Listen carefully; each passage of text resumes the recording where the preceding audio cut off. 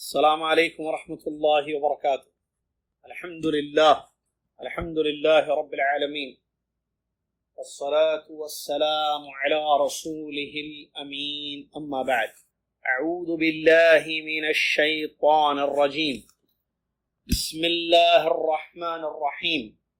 يا أيها الذين آمنوا اتقوا الله حق تقاته ولا تموتن إلا وأنتم مسلمون. يا أيها الناس اتقوا ربكم الذي خلقكم من نفس واحدة. يا أيها الذين آمنوا اتقوا الله وقولوا قولا سديدا يصلح لكم أعمالكم ويغفر لكم ذنوبكم، ومن يطع الله ورسوله فقد فاز فوزا عظيما. قال الله سبحانه وتعالى: ثم أفيضوا من حيث أفاض الناس واستغفروا الله إن الله غفور رحيم. قال رسول الله صلى الله عليه وسلم: وقفت ها هنا وعرفة كلها موقف. الحديث أو كما قال رسول الله صلى الله عليه وسلم. وعن جابر رضي الله تعالى عنه يصف فعل النبي صلى الله عليه وسلم قال: حتى أتى المزدلفة فصلى بها المغرب والعشاء بأذان واحد وإقامتين. الحديث. وقال أيضا رضي الله عنه: ثم اضطجع رسول الله صلى الله عليه وسلم حتى طلع الفجر فصلى الفجر حين تبين له الصبح بأذان وإقامة. الحديث أو كما قال رضي الله تعالى عنه. تمام تعریف ہر قسم کی بڑائی اور کبریائی اس اللہ تبارک و تعالیٰ کے لیے ہے، جو اللہ تبارک و تعالیٰ ہم سب کا خالق، مالک، معبود حقیقی ہے. اس کے سوا کوئی عبادت کے لائق نہیں ہے. جو اس نے چاہا وہ ہوا، جو اس نے نہ چاہا وہ نہیں ہوا. جس پر چاہتا ہے جیسی چاہے رحمتیں نازل فرماتا ہے. جیسا کہ ابھی نماز کے بعد یہاں جدہ کے شمالی حصے میں عزیزیہ وغیرہ میں بارش شروع ہو گئی ہے. اللہ سے دعا ہے کہ اللہ تعالیٰ اس کو نفع بخش بارش بنائے اور اس سے بلاد کو، عباد کو اور حیوانوں کو فائدہ پہنچائے. آمین رب العالمین. سبحان اللہ و بحمدہ سبحان اللہ العظیم. صلاۃ والسلام اس کے بعد اللہ کے آخری نبی امام الانبیاء محمد رسول اللہ صلی اللہ علیہ وسلم کی ذات گرامی پر، جنہوں نے ہم تک اللہ کا دین پہنچایا اور حج کیا، ایک حجۃ الوداع، اور اپنی امت کو حج کا طریقہ سکھایا اور فرمایا: خذوا عنی مناسککم، مجھ سے حج کے مناسک سیکھ لو. اللہم صلی علی محمد وعلی آل محمد كما صليت على إبراهيم وعلى آل إبراهيم إنك حميد مجيد. اللهم بارك على محمد وعلى آل محمد كما باركت على إبراهيم وعلى آل إبراهيم إنك حميد مجيد. حمد و صلاۃ کے بعد آج 26 نومبر 2020 عیسوی آپ کی خدمت میں لائف مکسلار پر فقہ کا درس پیش ہے. کتاب الحج کے آخری مسائل ہم پڑھ رہے ہیں. یاد ہوگا ہم مینا سے فارغ ہونے کے بعد عرفات پہنچے تھے، مطلب درس میں پہنچے تھے، اور عرفات کے بارے میں نے بتایا تھا کہ یہ ایک عرفات کا وقوف، یوم ترویہ کے اعمال. ہم نے یوم ترویہ میں نے بتایا تھا پچھلے درس میں آخر میں کہ حج جو ہے 8 ذی الحجہ سے لے کر 13 تک چلتا ہے. اس کے نام ہیں، اصطلاح ہے، کچھ یاد رکھیں گے تو اچھا ہے، نہیں یاد رکھیں گے تو کوئی بات نہیں. 8 تاریخ کو یوم ترویہ کہتے ہیں، 9 کو یوم عرفہ کہتے ہیں، 10 کو یوم النحر، یوم العید کہتے ہیں. بعض لوگ یوم النحر، بعض لوگ یوم العید، دونوں صحیح ہیں. 11 12 13 تاریخ کو ایام تشریق کہتے ہیں. یوم ترویہ یعنی 8 ذی الحجہ کے کام حاجیوں کے ہم نے بتا دیا. 9 ذی الحجہ جس کو یوم عرفہ کہتے ہیں، جس دن غیر حاجی کے لیے سنت یہ ہے کہ وہ روزہ رکھے اور اس سے گناہوں کی بخشش کی خوشخبری بھی سنائی گئی ہے. تو 9 تاریخ یعنی عرفہ کا دن سورج طلوع ہونے کے بعد تمام حجاج کرام، چاہے وہ متمتع ہوں، قارن ہوں، افراد حج کرنے والے ہوں، سب پہنچیں گے عرفات. اور عرفات میں وقوف ہوگا یعنی عرفات میں قیام ہوگا، وہاں رکنا ہے شام تک، مغرب ہونے تک، یا کہیں سورج غروب ہونے تک. اللہ کے نبی صلی اللہ علیہ وسلم وہاں پہنچے اور پہنچنے سے پہلے آپ کے لیے وہاں خیمہ ٹینٹ آپ کے حکم پر عمل کرتے ہوئے تیار کیا گیا. آپ اس میں رکے. پہنچنے کے بعد آپ نے جو ہے ظہر کے وقت ظہر اور عصر دونوں نمازوں کو ایک اذان اور 2 اقامت کے ساتھ پڑھا جب سورج کو زوال ہو گیا تھا. آپ پہنچے، سورج کو زوال ہو گیا تھا. زوال کا کیا مطلب ہے؟ سورج ڈھلنے لگے سر کے اوپر بیچ میں سے. اور زوال جو ہے، زوال ہونے کے بعد، زوال کا وقت ہوتا ہے ظہر کی جو اذان دی جاتی ہے نا، جیسے ابھی آج بھی ہو رہی ہے 12:09 12:10 وغیرہ کو جو ہو رہے ہیں نا ٹائم، تو اس سے 10 منٹ پہلے کا وقت زوال کا وقت ہوتا ہے. تو جیسے ہی سورج کو زوال ہونا شروع ہو جائے تو پھر ظہر کا وقت سٹارٹ ہو جاتا ہے، پھر اذان دی جاتی ہے. تو جب زوال ہو گیا تو پیارے نبی صلی اللہ علیہ وسلم نے ایک اذان کہی گئی جماعت کے ساتھ، سارے صحابہ رضی اللہ عنہ اجمعین پیارے رسول کی امامت میں قصر کرتے ہوئے 2 رکعت ظہر پڑھے، پھر اٹھے، پھر اقامت کہی گئی عصر کے لیے اسی وقت، اور عصر کی نماز بھی 2 رکعت اس طریقے سے اللہ کے نبی صلی اللہ علیہ وسلم نے پڑھی. یہی آپ کی سنت ہے. لہٰذا تمام اس کو جمع تقدیم کہتے ہیں، یعنی ظہر کے وقت دونوں نمازوں کو پڑھ لینا. لیکن اگر آپ ظہر کو چھوڑ کر سفر میں، عام حالات میں، عرفہ کا نہیں کہہ رہا ہوں میں، عام سفروں میں جیسے آپ مدینہ جاتے ہیں، دمام جاتے ہیں، یا کہیں بھی جاتے ہیں سفر کرتے ہیں، تو اگر آپ ظہر کے وقت ظہر عصر پڑھیں گے تو اس کو جمع تقدیم کہیں گے، جیسے عرفات میں پڑھی جاتی ہے. لیکن اگر آپ ظہر کے وقت نہ پڑھتے ہوئے عصر کے وقت ظہر عصر 2 ملا کے پڑھیں، اور یہی مسئلہ مغرب عشاء کا بھی اگر آپ کریں، اس کو جمع تاخیر، تقدیم تاخیر سے کہتے ہیں. پہلے پڑھ لو پہلی نماز سے 2 نمازوں کو ملا کر تو تقدیم، اگلی نماز سے 2 نمازوں کو ملا کر پڑھ لو تو تاخیر.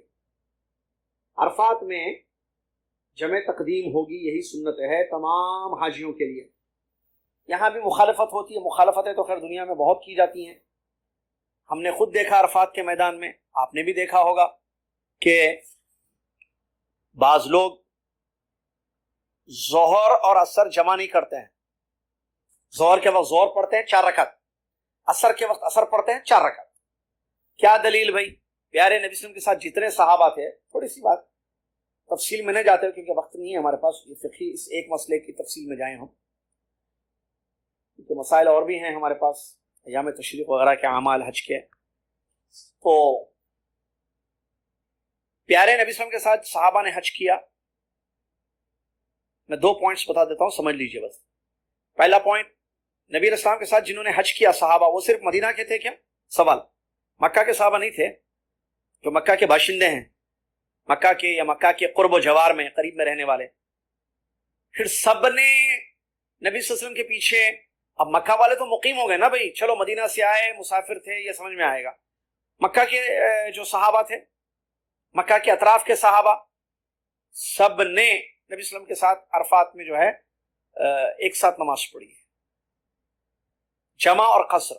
ایک پوائنٹ. دوسرا پوائنٹ، اس کا تعلق سفر، آپ مسافر ہیں وہاں پر حج میں یا مقیم ہے، اس سے نہیں ہے. علماء نے بڑی پیاری بات بیان کی، یہ اعمال حج میں سے ہے کہ حج کا یہ طریقہ ہے. آپ وہاں جا کے آپ یہ مت پوچھئے، یہ مت دیکھیے کہ میں کتنے دن سے یہاں آیا ہوا ہوں انڈیا پاکستان سے، میں مسافر کی حیثیت سے ہوں یا مقیم کی حیثیت سے مقیم ہو گیا ہوں. یہ مسئلہ نہیں ہے سفر اور اقامت، مسئلہ ہے حج کے اعمال ہیں، یہ حج کے کام ہیں. حج کے کاموں میں سے ایک کام یہ ہے کہ آپ عرفات میں یہ 2 نمازوں کو ایک ساتھ اکٹھی قصر کر کے پڑھیں گے، 2 رکعت.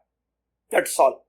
چلیے اس کے بعد اللہ کے نبی صلی اللہ علیہ وسلم دعاؤں میں مشغول ہو گئے، کثرت سے آپ نے دعا کی، بہت دعا کی۔ سب سے زیادہ جو دعا آپ نے کی، لا الہ الا اللہ وحدہ لا شریک لہ لہ الملک وله الحمد وهو على كل شيء قدیر۔ اور اس کے بارے میں خود آپ علیہ الصلوۃ والسلام نے بیان فرمایا، افضل الدعاء دعاء یوم عرفہ وافضل ما قلت انا والنبیون من قبلی لا الہ الا اللہ وحدہ لا شریک لہ لہ الملک وله الحمد وهو على كل شيء قدیر۔ سب سے افضل دعا عرفات کے دن کی دعا ہے، اور سب سے افضل دعا وہ ہے جو میں نے اور مجھ سے پہلے پیغمبروں نے پڑھی، اور وہ لا الہ الا اللہ وحدہ لا شریک لہ لہ الملک والحمد وهو على كل شيء قدیر۔ یہ دعا ہے جس کا ترجمہ یہ ہے، لا الہ الا اللہ وحدہ، حقیقت میں اللہ کے سوا کوئی عبادت کے لائق نہیں ہے، لا شریک لہ، اس کا کوئی شریک نہیں ہے، لہ الملک، اسی کے لیے بادشاہت ہے، ولہ الحمد، اسی کے لیے تمام تعریف ہے، وهو على كل شيء قدیر، اور وہی ہر چیز پر قدرت رکھتا ہے۔ یہ دعا کثرت سے پڑھنی ہے عرفات میں حاجیوں کو۔ اس کے علاوہ اور جو چاہے دعا مانگتے رہیں، کھڑے ہو کر، بیٹھ کر، جیسے بھی سہولت ہو۔ لیکن اگر جوان ہیں، پیروں میں تکلیف نہیں ہے، پرابلم نہیں ہے، تو کھڑے ہو کر مانگنا زیادہ اچھا ہے، نہیں تو بیٹھ کر مانگیے، کوئی حرج نہیں ہے، مانگتے جائیے۔ کب تک؟ سورج غروب ہونے تک۔ سورج غروب ہونے سے پہلے نہیں جانا ہے مزدلفہ، اور یہ دن بہت بڑا دن ہے۔ نبی علیہ الصلوۃ والسلام نے بیان فرمایا، الحج عرفہ، حج کا اہم رکن عرفات کا دن ہے۔ مطلب عرفات میں ٹھہرنا یہ حج کے اصل اہم کاموں میں سے، ارکان میں سے ہیں۔ اگر کوئی عرفات میں نہیں ٹھہرا تو حج نہیں ہوگا، اور یہ بات دنیا والوں کو معلوم ہے۔ نبی علیہ الصلوۃ والسلام نے بیان فرمایا، خیر یوم طلعت فیہ الشمس یوم عرفہ، سب سے بہترین دن جس دن سورج طلوع ہوا، یعنی ہر دن سورج طلوع ہوتا ہے، تو پھر سال کے سارے دنوں میں سب سے افضل دن عرفات کا دن ہے۔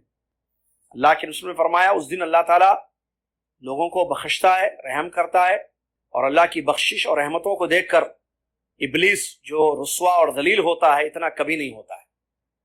اور ایک حدیث میں یہ ہے کہ نبی علیہ الصلوۃ والسلام نے فرمایا، اللہ تعالیٰ فرشتوں سے مخاطب ہو کر کہتا ہے، دیکھو یہ میرے بندے خستہ حال، پراگندہ حال آئے ہیں میرے لیے، اس سے مانگ رہے ہیں، میں تمہیں گواہ بنا کر کہتا ہوں کہ میں نے ان سب کو بخش دیا۔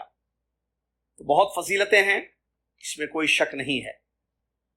یہ چند حدیثیں میں نے آپ کے سامنے پیش کی۔ سورج غروب ہونے سے پہلے تک وہاں رکے گا حاجی، اور جیسے سورج غروب ہو جائے بنا مغرب پڑے ہوئے مزدلفہ کی طرف کچھ کرے گا، مطلب مزدلفہ کی طرف سفر کرے گا۔ یہ جو صحیح ترین قول ہے کہ اب عرفات میں جو ٹھہرنا ہے، یہ کب سے سٹارٹ ہوتا ہے، اس کا ٹائم کب سے کب تک ہے؟ اس کا ٹائم سورج کے زوال ہونے سے، یعنی تقریباً آپ کہیں اندازہ 12 بجے کے بعد سے، اس دن 9 تاریخ کو یوم عرفہ 12 بجے کے بعد سے کب تک رہتا ہے؟ سورج غروب ہونے تک۔ بلکہ صرف سورج غروب ہونے تک نہیں، صحیح قول جو شیخ نے بیان کیا، اگلے دن کے فجر طلوع ہونے سے پہلے تک، یعنی عید کے دن کے، یوم النحر کے دن کے، عید کے دن کے فجر طلوع ہونے سے پہلے تک رہتا ہے۔ تو جو دن میں جائے، جیسے تو جو ہے وہ، جیسے دن میں پہنچ گئے آپ عرفات کو 11 بجے، 12 بجے، 1 بجے، 2 بجے، دن ہے نا یہ، سورج غروب ہونے سے پہلے کبھی بھی پہنچ گئے تو سورج غروب ہونے تک رکنا واجب ہے۔ اور اگر کوئی تاخیر سے جائے، رات میں پہنچے عرفات کو، دن میں نہیں، سورج غروب ہونے سے پہلے نہیں، رات میں پہنچے اور تھوڑی دیر بھی رک جائے وہاں، رات میں کہہ رہا ہوں میں، تو بھی اس کا حج صحیح ہوگا۔ اس کی دلیل پیارے نبی صلی اللہ علیہ وسلم کی حدیث، من ادرک عرفات بلیل فقد ادرک الحج، جو عرفات کے میدان میں رات میں بھی پہنچ جائے تو اس کا حج ہو جائے گا۔ یہ عرفات کا مسئلہ تھا۔ اس کے بعد جیسے ہی سورج غروب ہو گیا، آپ بغیر مغرب پڑے ہوئے وہاں سے نکلیں گے اور مزدلفہ پہنچیں گے، اور یہی عمل پیارے نبی صلی اللہ علیہ وسلم کا بھی ہوا۔ سنیے کیا فرماتے ہیں جابر رضی اللہ تعالیٰ عنہ۔ اور جابر رضی اللہ تعالیٰ عنہ وہ صحابی ہیں جنہوں نے پیارے نبی صلی اللہ علیہ وسلم کے پورے حج کو نقل کیا ہے، شروع سے آخر تک، شروع سے آخر تک، اس لیے بار بار یہ نام آپ کو ملے گا حج کی حدیثوں میں۔ جابر رضی اللہ عنہ فرماتے ہیں، لمبی حدیث ہے جابر رضی اللہ عنہ کی، اس میں پورا حج ہے نبی صلی اللہ علیہ وسلم کہتے ہیں جابر رضی اللہ عنہ، یہ ٹکڑے بیان کر رہے ہیں ہم اس حدیث کے جو ابھی تھوڑی دیر پہلے بھی آپ نے جابر رضی اللہ کی 2 حدیثیں سنی، یہ بھی ایک ہی حدیث کے ٹکڑے ہیں. فلم يزل واقفا حتى غربت الشمس وذهبت الصفرة قليلا حتى غاب القرص وأردف أسامة خلفه ودفع رسول الله صلى الله عليه وسلم وقد شنق للقصوى الزمام حتى إن رأسه لا يصيب مورك رحله ويقول بيده اليمنى أيها الناس السكينة السكينة. کہتے ہیں جابر رضی اللہ عنہ نبی صلی اللہ علیہ وسلم کھڑے ہو کر دعا کرتے رہے یہاں تک کہ سورج غروب ہو گیا. جب سورج غروب ہو گیا اور پیلا پن جو ہوتا ہے نا تھوڑا سا ایلو وہ چلا گیا تھوڑا سا، تو نبی علیہ الصلوۃ والسلام نے اسامہ رضی اللہ عنہ کو اونٹنی پر اپنے پیچھے بٹھا لیا اور نکلے، اور قصوہ اونٹنی کا نام ہے نبی صلی اللہ علیہ وسلم، اس کے زمام کو، زمام ہوتا ہے جو اونٹنی کے کیا بولتے ہیں اس کو، وہ جو پکڑتے ہیں، پکڑ کر جیسے اونٹنی گھوڑے کے ہوتے ہیں نا، لفظ یاد نہیں آ رہا، اردو میں کچھ بولتے ہیں اس کو زمام کو، تو اس کو نبی صلی اللہ علیہ وسلم نے ٹائٹ پکڑا، مطلب چھوڑ دیں گے تو جانور تیزی سے بھاگے گا، اس کو لگام بولتے ہیں شاہ، لگام، تو لگام کو قصوہ اونٹنی کے زور سے پکڑا، ٹھیک ہے، تاکہ وہ آہستہ آہستہ جائے، جلدی نہ جائے جانور. اور نبی صلی اللہ علیہ وسلم لوگوں کو کہہ رہے تھے اپنے دائیں ہاتھ سے اشارہ کرتے ہوئے، اے لوگوں آرام سے، اے لوگوں سکون سے جاؤ، یہ مطلب جلدی مت بھاگو. عرفہ کہاں؟ مزدلفہ. پھر اللہ کے نبی صلی اللہ علیہ وسلم وہاں پہنچے. اچھا، اس کے بارے میں قرآن کی ایک آیت بھی ہے جو شیخ نے ذکر کی ہے یہاں پر. فرمایا، تو اللہ تعالیٰ نے فرمایا ثم افیضوا من حیث افاض الناس واستغفر اللہ ان اللہ غفور رحیم. پھر نکلو جہاں سے لوگ نکلیں، مطلب عرفات سے نکلو جیسے لوگ نکلیں، اور اللہ سے معافی مانگو، یقینا اللہ تعالیٰ بخشنے والا رحم کرنے والا. وہاں پہنچنے کے بعد مزدلفہ، تو مزدلفہ کے بارے میں کہتے ہیں شیخ کہ مزدلفہ کے 3 نام ہیں جو حدیثوں میں ذکر کیے گئے ہیں. مزدلفہ کے 3 نام ہیں. مزدلفہ تو سب کو معلوم ہے نا یہ. چلیے آج اور 2 نام سن لیجیے آپ. جمع، مزدلفہ کا ایک دوسرا نام ہے جمع، تیسرا نام ہے مشعر حرام. تو مزدلفہ، جمع، مشعر حرام، یہ تینوں نام مزدلفہ کے ہیں. اچھا، یہ جو عرفات سے مزدلفہ جائیں گے تو اللہ کا ذکر کرتے ہوئے جائیں گے آرام سے. مزدلفہ پہنچنے کے بعد پہلا کام کیا کرنا ہے؟ مغرب اور عشاء کو قصر کرتے ہوئے اکٹھا ایک اذان 2 اقامتوں کے ساتھ پڑھنا ہے. اذان ہوگی مغرب کی 3 رکعت پڑھی جائے گی کیونکہ وہ قصر نہیں ہوتی. اقامت ہوگی مغرب کی 3 رکعت پڑھی جائے گی. اس کے بعد پھر اقامت ہوگی عشاء کے لیے اور عشاء کی 2 رکعت نماز پڑھی جائے گی. یہ اللہ کے نبی صلی اللہ علیہ وسلم کا عمل تھا. سنیے جابر رضی اللہ عنہ کی حدیث، وہی میں نے کہا نا ایک سلسلے وار حدیث. جابر رضی اللہ عنہ فرماتے ہیں حتی اتى المزدلفہ، یہاں تک کہ نبی صلی اللہ علیہ وسلم مزدلفہ پہنچے. فصلى بها المغرب والعشاء بأذان واحد وإقامتين. تو اللہ کے نبی صلی اللہ علیہ وسلم نے وہاں پر مزدلفہ میں مغرب اور عشاء کی نماز ایک اذان 2 اقامت کے ساتھ پڑھی. نماز پڑھنے کے بعد کیا کرنا ہے؟ کنکریاں چننا ہے یا نہیں چننا ہے؟ ہمارے نبی صلی اللہ علیہ وسلم کنکریاں نہیں چنے، ہم بھی نہیں چنیں گے، کیونکہ وہ ساتھ ہے جو اگلے دن عید کے دن صبح کہیں بھی مل جائیں گے آپ کو. لیکن لوگ غلط کرتے ہیں، چھوٹی چھوٹی سنتوں کا خیال نہیں کرتے. نبی علیہ السلام کیا کیے سنیے. جابر رضی اللہ عنہ کیا فرماتے ہیں؟ ثم اضطجع رسول اللہ صلی اللہ علیہ وسلم حتى طلع الفجر فصلى الفجر حين تبين له الصبح بأذان وإقامة. جابر رضی اللہ عنہ فرماتے ہیں کہ نبی صلی اللہ علیہ وسلم لیٹ گئے، مطلب سو گئے، مغرب عشاء پڑھ لیے، سو گئے. کب تک؟ فجر طلوع ہونے تک. پھر آپ نے فجر کی نماز ایک اذان اور ایک اقامت کے ساتھ پڑھی. یہ اللہ کے نبی صلی اللہ علیہ وسلم کا عمل رہا، لہٰذا ہم بھی یہی کریں. اور مزدلفہ جیسا کہ ہم نے کہا کہ اس کا ایک نام مشعر حرام بھی ہے. تو اللہ کے نبی علیہ الصلوۃ والسلام فجر کی نماز کے بعد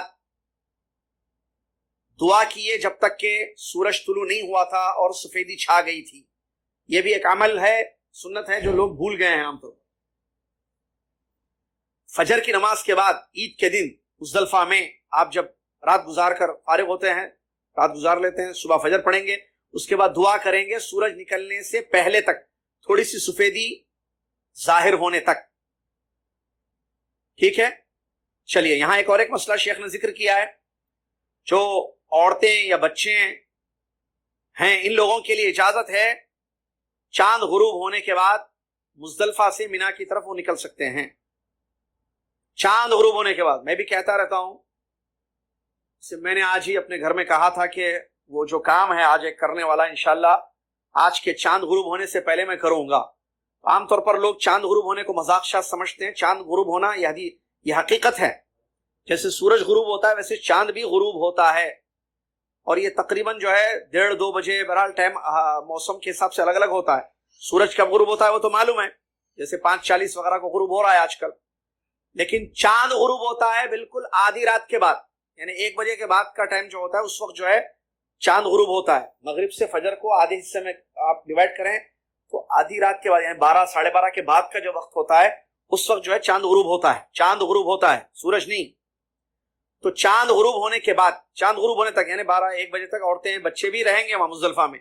اس کے بعد ان کو اجازت ہے کہ وہ نکل جائیں مینا کی جانب، یا اسی طریقے سے کام کرنے والے ان کو بھی اجازت ہے حدیثوں میں. یہ جو مزدلفہ میں رات گزارنا ہے حاجیوں کے لیے یہ واجب ہے. اگر یہ کوئی نہ کرے، مطلب مزدلفہ چھوڑ دے، تو وہ دم دے گا، حج اس کا صحیح ہوگا. یہ بات ذہن میں رکھیے. اس کے بعد اللہ کے نبی صلی اللہ علیہ وسلم سورج طلوع ہونے سے پہلے نکل گئے مینا کی جانب. یہ عید کا دن شروع ہو گیا، اب صبح 2 دن ختم ہو گئے، یوم الترویہ، یوم عرفہ. اب ہم یوم النحر، یوم العید میں ہیں. اور سے سن رہے ہیں انشاءاللہ. آپ سنیے، عمر رضی اللہ عنہ کی ایک حدیث ہے، فرماتے ہیں کان اہل الجاہلیت لا يفضون من جمع حتى تطلع الشمس ويقولون اشرق ثبير كيما نغير، وثبير اسم جبل فخالفه النبي صلی اللہ علیہ وسلم فافاض قبل طلوع الشمس. یہ ایک دوسرے صحابی کا ایک قول ہے جو زمانے جاہلیت کے لوگوں کا حج جو ہوتا تھا اس کے بارے میں بتایا. عمر بن خطاب رضی اللہ تعالی عنہ نے فرمایا زمانے جاہلیت کے لوگ، سنیے غور سے عمر رضی اللہ عنہ کیا کہہ رہے ہیں، زمانے جاہلیت کے لوگ جمع سے اس وقت تک نہیں نکلتے تھے جب تک سورج طلوع نہ ہو جائے. جمع کیا ہے میں نے بھی تھوڑی دیر پہلے بتایا، مزدلفہ کے ناموں میں سے ایک نام ہے مزدلفہ، جمع اور مشعر حرام. عمر رضی اللہ عنہ نے نام لیا جمع، انہوں نے یہ نہیں کہا مزدلفہ ہی کا وہ نام ہے. سمجھ میں آ گئی نا بات.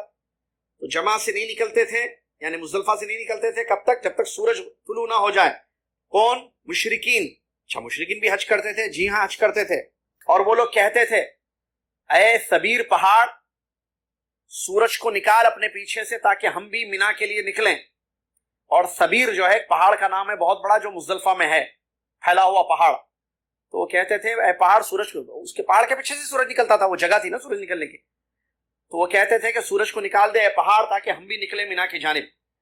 کہتے ہیں عمر رضی اللہ تعالیٰ عنہ نبی علیہ الصلوۃ والسلام نے ان کی مخالفت کی اور سورج طلوع ہونے سے پہلے آپ نکل گئے مینا کی جانب، اور آرام سے، سکون اور اطمینان سے آپ پہنچ گئے. پھر ایک وادی میں جب پہنچے، وادی محصر، وہاں جلدی گئے. اس ایک وادی میں آپ تیزی سے چلے گئے. چلیے، اور راستے میں کہاں؟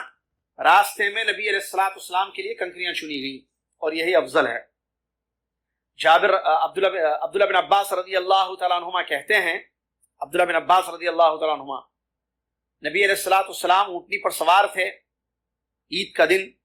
مجھ سے انہوں نے کہا کہ میرے لیے اے عباس، اے ابن عباس جو آپ کے چچا زاد بھائی ہیں، میرے لیے کنکریاں چن کر لاؤ. تو میں گیا اور 7 کنکریاں میں چھوٹے چھوٹے چن کر لے کر آیا.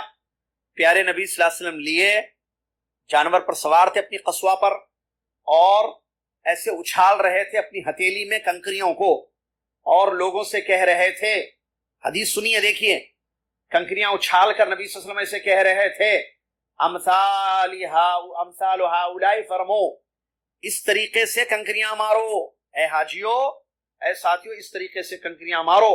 پھر فرمایا یا ایھا الناس، اے لوگو، ایاکم والغلو فی الدین، دین میں غلو سے، حد سے آگے بڑھنے سے بچو. فإنما أهلك من كان قبلكم الغلو في الدين، کیونکہ تم سے پہلے جس نے لوگوں کو برباد کر دیا، ہلاک کر دیا، وہ دین میں غلو تھا۔ مطلب کنکریاں مارنا ہے، پتھر ماریں گے، چپل جوتا ماریں گے تو یہ غلو ہے۔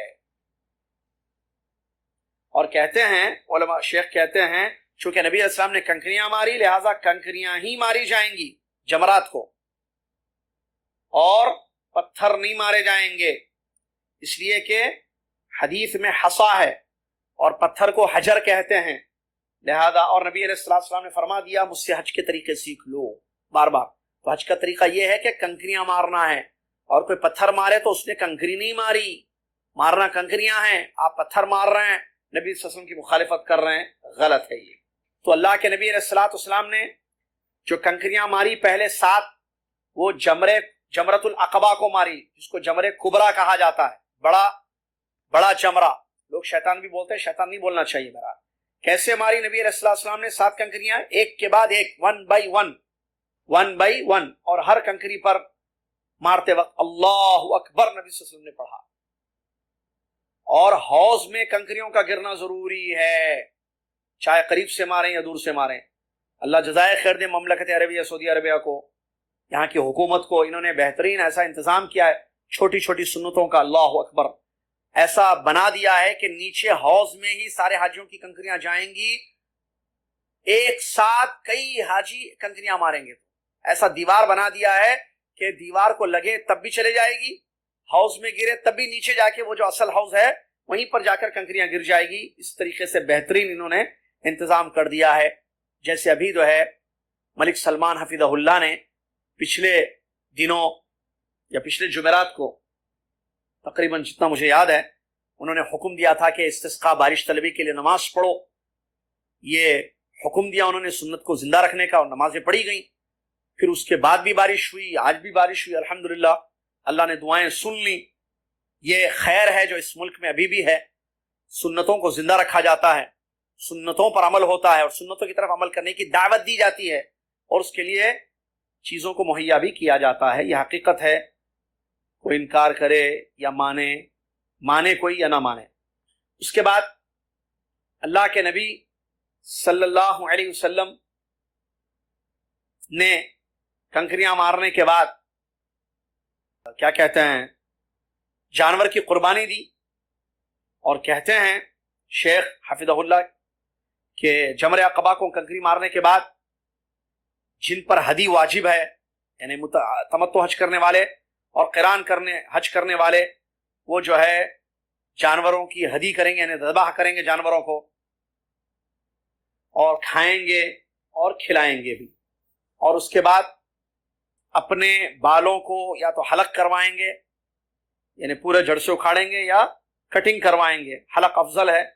اللہ نے فرمایا محلقین رؤوسکم و مقصرین، تم اپنے سر کے بالوں کو حلق کرواتے ہو یا قصر کرتے ہو۔ عبداللہ بن عباس رضی اللہ عنہ کی بھی حدیث ہے، نبی علیہ السلام نے اپنے سر کو حجۃ الوداع میں، متفق علیہ حدیث ہے، حلق کروایا تھا، یعنی پورا جڑ سے نکالا تھا، حلق جس کو کہتا ہے۔ اور حلق کرنے والوں کے لیے نبی علیہ السلام نے 3 دعائیں دی، اور کٹنگ کرنے والوں کے لیے نبی صلی اللہ علیہ وسلم نے 1 مرتبہ دعا دی۔ جہاں تک عورت کا تعلق ہے، وہ تو ظاہر بات ہے حلق اس کے لیے جائز نہیں ہے، وہ اپنی چوٹی کے 1 اور بال کو کم کرے گی، کیونکہ عبداللہ بن عباس رضی اللہ عنہ کی حدیث ہے، ابو داؤد، طبرانی، دارقطنی میں موجود ہے۔ فرمایا اللہ کے نبی صلی اللہ علیہ وسلم نے لیس علی النساء الحلق انما علی النساء التقصیر، عورتیں بالوں کو حلق نہیں کرائیں گی، بلکہ عورتیں بالوں کو چھوٹا کریں گی، یعنی 1 اور بال، یا جیسا کہ سنت ہے، دوسری حدیث ہے، کم کرے گی۔ اس کے بعد کہتے ہیں کہ حلق کروانے کے بعد اللہ کے نبی صلی اللہ علیہ وسلم کی حدیثوں سے جو ثابت ہے یا سنت یہ ہے، جو بہرحال کہتے ہیں کہ ناخن، بال، مونچھ اگر بڑی ہو سب صاف کر لیں، اور کہتے ہیں شیخ داڑھی کو حلق کروانا یا داڑھی کو کٹ کرنا جائز نہیں ہے، کیونکہ اللہ کے نبی صلی اللہ علیہ وسلم نے داڑھی بڑھانے کا حکم دیا ہے۔ لوگ حج میں بھی جو ہے وہاں سر کے بالوں کے ساتھ داڑھی کو بھی کٹ کر دیتے ہیں، یہ غلط ہے، اسی لیے شیخ نے خاص طور سے اس کو ذکر کیا یہاں پر۔ اور یہ حج ایک عبادت ہے، حج کے علاوہ عام زندگی میں داڑھی مڈانا حرام ہے، تو حج میں کیسے جائز ہوگا؟ سمجھنے والی بات ہے، یہ شیخ نے بیان فرمایا ہے۔ اس کے بعد کہتے ہیں کہ جب آپ نے یہ کام کر لیے تو پھر آپ کے لیے تمام چیزیں حلال ہو گئی سوائے عورتوں کے، یعنی خوشبو اور کپڑے سلے ہوئے پہننا سب چیزیں جائز ہوں گی سوائے بیویوں کے، اس لیے کہ ام المؤمنین عائشہ رضی اللہ عنہ کی حدیث ہے، فرماتی ہیں ام المؤمنین عائشہ رضی اللہ عنہ فرماتی ہیں اذا رمیتم وحلقتم فقد حل لكم الطيب والثياب وكل شيء الا النساء، کہتی ہیں ام المؤمنین عائشہ رضی اللہ عنہا جب تم جمرات کو کنکریاں مار لو اور حلق کروا لو تو تمہارے لیے خوشبو، کپڑے اور تمام چیزیں حلال ہوں گی سوائے عورتوں کے۔ اور ام المؤمنین عائشہ رضی اللہ عنہ کی ایک اور ایک حدیث فرماتی ہیں میں اللہ کے نبی صلی اللہ علیہ وسلم کو خوشبو لگاتی تھی احرام باندھنے سے پہلے، اور عید کے دن طواف افاضہ کرنے سے پہلے مشک کا عطر خوشبو میں لگاتی تھی۔ اس حدیث کو امام بخاری امام مسلم رحمہ اللہ نے روایت کیا ہے۔ اس کے بعد طواف کرنے کے لیے جس کو طواف افاضہ کہتے ہیں، حاجی جائیں گے مکہ اور طواف افاضہ کر لیں گے جو کہ رکن ہے، اور کرنے کے بعد پھر عورتیں بھی ان کے لیے حلال ہو جائیں۔ یہ جو ترتیب ہے اس کو شیخ بڑے اہم نقطہ بتاتے ہیں۔ ترتیب کیا ہے؟ ترتیب افضل ہے نہ کہ واجب ہے۔ 10 تاریخ کے دن یوم العید کنکریاں مارنا پہلا کام، قربانی دینا دوسرا کام، بال سر کے نکالنا تیسرا کام، طواف افاضہ چوتھا کام، یہ افضل ہے۔ لیکن اگر کوئی آگے پیچھے کرے تو کوئی حرج نہیں ہے۔ اس کی دلیل پیارے نبی علیہ الصلوۃ والسلام کا قول افعل ولا حرج۔ نبی صلی اللہ علیہ وسلم سے لوگ آئے صحابہ جنہوں نے آگے پیچھے کیا تھا یہ کام، ان کاموں کو، تو آپ سے پوچھا کہ رسول اللہ ہم نے ایسے پہلے کیا ایسے پہلے کیا، تو آپ نے ایک ہی جواب دیا افعل ولا حرج، کوئی بات نہیں ہے، کوئی بات نہیں، کرو کوئی بات نہیں ہے، کرو کوئی بات نہیں ہے۔ یہ جو ہے یہاں تک کا مسئلہ تھا۔ اس کے بعد کہتے ہیں شیخ آگے جو طواف کریں گے ان سے طواف افاضہ اور یا کوئی بھی طواف ہو، اس طواف کی شکل کیا ہوگی وہ تو معلوم ہے، لیکن چونکہ ہم کتاب سے چل رہے ہیں اس لیے آپ کو بتا رہے ہیں کہ کیا بیان کیا گیا ہے۔ حجر اسود سے شروع کریں گے، حجر اسود کے برابر ہو کر آپ اپنے ہاتھ سے جو استلام کریں گے اللہ اکبر کہتے ہوئے، اس کے بعد نکلیں گے، جائیں گے زحمہ سے، کراؤڈ سے اپنے آپ کو دور رکھتے ہوئے، اپنے آپ کو دور رکھتے ہوئے آپ جو ہے طواف شروع کریں گے اور 7 چکرے مکمل کریں گے جس میں ذکر، دعا، قرآن کی تلاوت یہ کرتے رہیں گے یہاں تک کہ آپ رکن یمانی کے پاس جب پہنچیں گے تو اگر رکن یمانی اس کو کہتے ہیں پتھر لگا ہوا ہے حجر اسود سے پہلے والا پتھر، تو اس کو اگر چھونے کا موقع مل جائے تو چھو لیں لیکن بوسہ نہ دیں، اور آگے بڑھیں اور رکن یمانی حجر اسود کے بیچ کی جو جگہ ہے وہاں سے جب گزریں تو ربنا آتنا فی الدنیا حسنہ وفی الآخرۃ حسنہ وقنا عذاب النار پڑھیں، جیسے کہ لوگ جانتے بھی ہیں اور پڑھنا بھی چاہیے۔ تو جب آپ حجر اسود پہ پہنچ جائیں تو پہلی چکر ختم، ایسے ہی 7 چکروں کو مکمل کریں گے۔ شیخ کہتے ہیں کہ طواف صحیح ہونے کے لیے 3 شرطیں ہیں۔ طواف صحیح ہونے کے لیے 13 شرطیں ہیں۔ شیخ نے میں نے 3 کہا، 13 شرطیں ہیں۔ نمبر 1 مسلمان ہونا، کافر طواف نہیں کر سکتا ہے۔ نمبر 2 عقل مند ہونا، پاگل مجنون پر طواف نہیں ہے واجب۔ نمبر 3 نیت کرنا ضروری ہے طواف کی۔ نمبر 4 ستر، یعنی ننگے ہو کر طواف نہیں کریں گے جیسے مشرکین زمانے جاہلیت کے کرتے تھے۔ نمبر 5 1 2 3 4 5 نمبر 5 طہارت، وضو شرط ہے، بغیر وضو کے طواف نہیں ہوگا۔ نمبر 6 7 چکر کرنا ضروری ہے، 4-5 چکر کر کے آپ واپس نہیں آ سکتے ہیں۔ اس کے بعد 7واں، آپ جب طواف کریں گے تو خانہ کعبہ آپ کے لیفٹ سائڈ پر ہوگا نہ کہ رائٹ سائڈ پر، مطلب الٹا نہیں کریں گے۔ 8واں، بہرحال نمبر چھوڑ دیا، میں ایک کے بعد ایک پڑھتے جاؤں گا تاکہ میں کنفیوز نہ ہوں۔ پورے خانہ کعبہ کا طواف ہوگا، ایسا نہیں کہ تھوڑا 2 کونے کا کر کے پھر چلے گئے پیچھے، پورا گول طواف ہوگا، یہ کہہ رہے ہیں، ٹھیک ہے؟